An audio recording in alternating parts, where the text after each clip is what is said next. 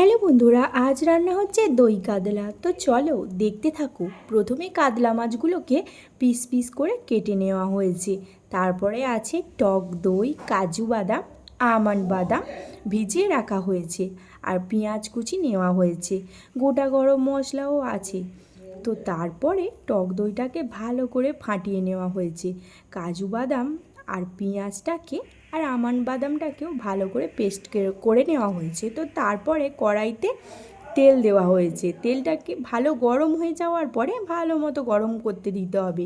তো হতে দেওয়ার পরে মাছগুলোকে আস্তে আস্তে তেলের মধ্যে ছেড়ে দেওয়াবো। তারপরে মাছগুলোকে বেশি ভাজা হবে না, হালকা মতো করে ভেজে নিতে হবে। হ্যাঁ, আর একটা কথা বন্ধুরা, এই রান্নাটা আমি করছি না, করছে আমার ননদ মানে বোন। তো অনেক দিন ধরে করবে করবে ভাবছিল, তো ফাইনালি আজকের করে ফেললো। তো মাছগুলোকে ভালো করে ভেজে, মানে খুব ভালো করে ভাজবে না, হালকা মতো করে ভেজে নেবে। কারণ দই কাতলাতে মানে কড়া করে মাছ ভাজলে টেস্টটা ভালো হয় না, তাই হালকা মতো করে ভেজে নিয়ে একটা জায়গায় করে মাছগুলোকে তুলে নেওয়া হবে।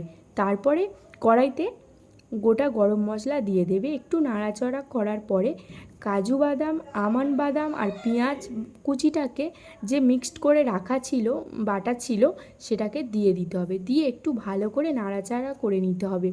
নাড়াচাড়া করার পরে আদা বাটা ও রসুন বাটা দিয়ে দেব। দিয়ে একটু ভালো করে কষে নিতে হবে।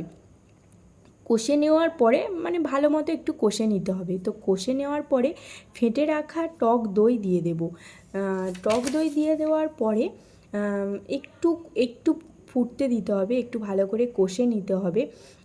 একটু হালকা করে কষে কষে কষে নেওয়ার পরে কালারটা চলে এলে তার মধ্যে দিয়ে দেব গরম মশলা আর কাশ্মীরি লঙ্কা।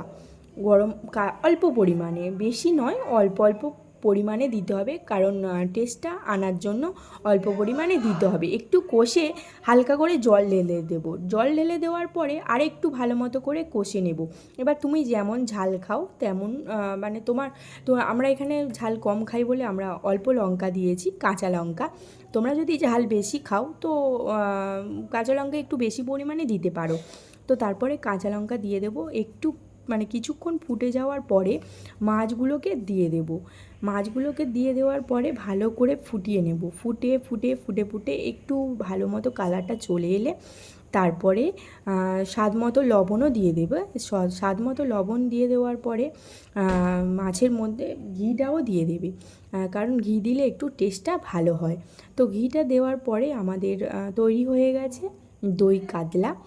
তো তার মধ্যে একটু গরম মশলাও দিয়ে দেবো। তো আজ রান্না হয়েছে আমাদের শাক ভাজা পেঁয়াজ দিয়ে, আর থোড় চচ্চড়ি হয়েছে চিংড়ি মাছ দিয়ে, দই কাতলা আর ডাল।